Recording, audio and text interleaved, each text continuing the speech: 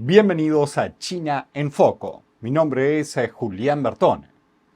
Esta semana ocurrieron varias noticias en las que China ocupó cuestiones clave en la problemática de numerosos países, sobre todo Estados Unidos y los principales miembros de la Unión Europea. Es como si todo estuviese preparándose para un gran acontecimiento o para una seguidilla de acontecimientos y de grandes noticias. Para empezar, tenemos a Trump, que por un lado prometió aranceles de un 10% adicional para los miembros del BRICS, un grupo económico internacional de países emergentes formado principalmente por Brasil, Rusia, India, China y Sudáfrica. Y por otra parte, también se filtró un curioso audio de Trump donde hace una llamativa declaración. Veámoslo. El presidente Donald Trump afirmó que Estados Unidos está cerca de concretar varios nuevos acuerdos comerciales. Para los países que aún no llegaron a un acuerdo con Estados Unidos, podrían aplicarse aranceles más altos a partir del 1 de agosto. Trump confirmó que al menos 15 cartas de advertencia sobre el aumento de aranceles ya fueron enviadas. El domingo, Trump también advirtió a las naciones del BRICS que se preparen para un arancel adicional del 10% si adoptan lo que denominó políticas antiestadounidenses.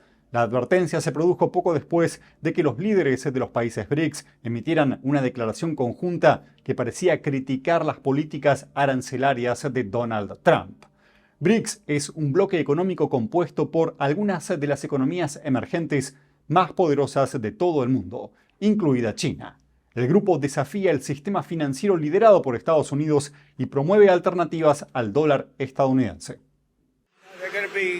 Habrá aranceles. Los aranceles serán los aranceles. Creo que tendremos a la mayoría de los países listos para el 9 de julio. Sí, un acuerdo o una carta. En una publicación posterior en redes sociales, Trump indicó que Washington comenzará a enviar las cartas notificando los aranceles a partir de este lunes.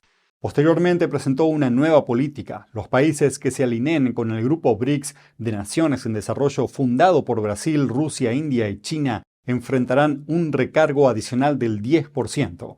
No quedó en claro de inmediato cómo afectaría esto las negociaciones en curso. Recientemente, el propio Trump mencionó a la India como uno de los países más cercanos a alcanzar un acuerdo. El domingo, un canal de noticias indio informó que ambas partes se podrían llegar a un acuerdo comercial preliminar dentro de las próximas 24 a 48 horas. Horas después de la advertencia de Donald Trump sobre un aumento arancelario, el Ministerio de Relaciones Exteriores de China declaró que el foro BRICS no está dirigido contra ningún país en particular, incluido Estados Unidos. Además, acusó al presidente Donald Trump de utilizar medidas comerciales como herramienta de presión.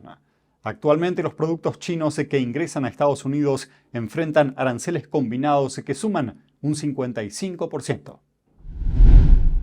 Una grabación de audio recientemente divulgada revela que el presidente Trump amenazó con bombardear Rusia si invadía Ucrania. También afirma que hizo una advertencia similar a China, que bombardearía Beijing si invadía Taiwán. Escuchemos un fragmento emitido por CNN. Con Putin le dije, si entras a Ucrania, voy a bombardear la PEI Moscú. No tengo otra opción. Y él respondió, no te creo. Dijo, ni hay manera. Y yo le dije, sí, la hay. Luego repitió, no te creo, pero la verdad es que me creyó un 10%. Se los dije, me creyó un 10%. Luego estoy con el presidente Xi de China.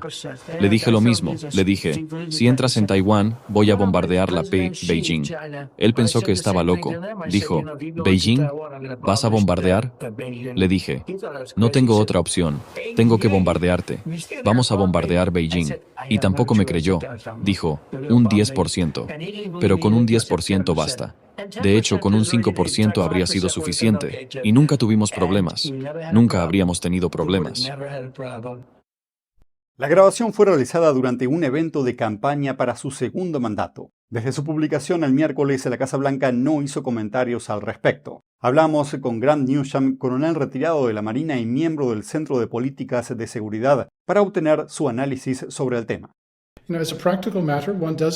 En términos prácticos, hay que preguntarse, ¿Putin invadió Ucrania cuando Trump fue presidente? No. ¿Xi Jinping hizo algo en Taiwán? Tampoco. ¿Intensificó su agresión contra Taiwán durante la presidencia de Trump? Bueno, no como lo ha hecho ahora, Así que Trump tenía razón respecto a los resultados. Y si realmente les dijo eso a Xi y Putin, no lo sé, pero pudo haber usado un lenguaje lo suficientemente fuerte para llamar su atención. Con respecto a China, siempre existió la pregunta, ¿qué haría Estados Unidos si atacan Taiwán? Probablemente depende del gobierno de turno, sus prioridades, los problemas que enfrenten y su determinación. Algunos gobiernos carecen de carácter y los chinos lo saben. Se nota en su comportamiento. Pero cuando Trump estaba en el cargo, tenía un muy buen equipo. Fueron los primeros, en mi vida, que realmente asustaron a los chinos. Creo que los chinos están convencidos de que, de hecho, lucharíamos para defender Taiwán.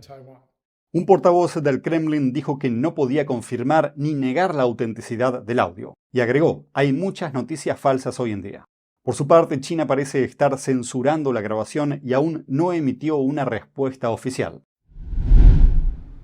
Pero como dijimos, Estados Unidos no es el único país preocupado por las amenazas que plantea China.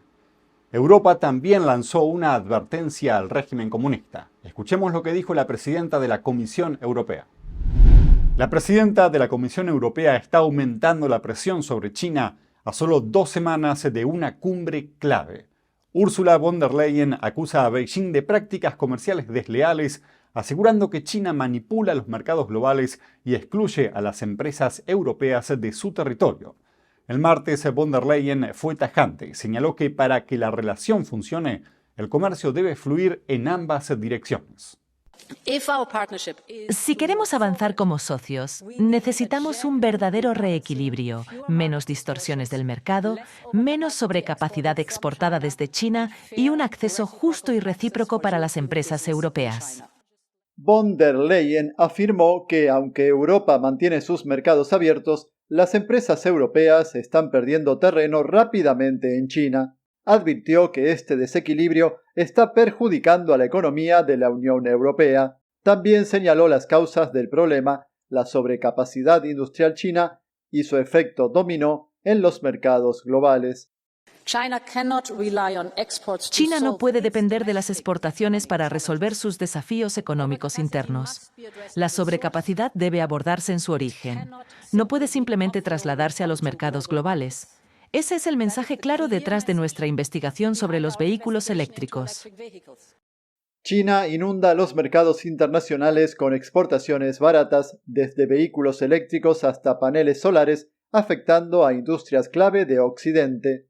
Y con Europa dependiendo en gran medida de China para bienes críticos como minerales raros, la Unión Europea se encuentra en una posición complicada. El mes pasado, Bruselas bloqueó a empresas chinas de participar en licitaciones públicas para dispositivos médicos por un valor de más de 70.000 millones de dólares. La medida se produce justo cuando Beijing restringe sus propias exportaciones de minerales raros hacia Occidente. Funcionarios de la Unión Europea también señalan que las ofertas chinas están muy por debajo del precio de mercado, lo que genera preocupación entre los fabricantes europeos.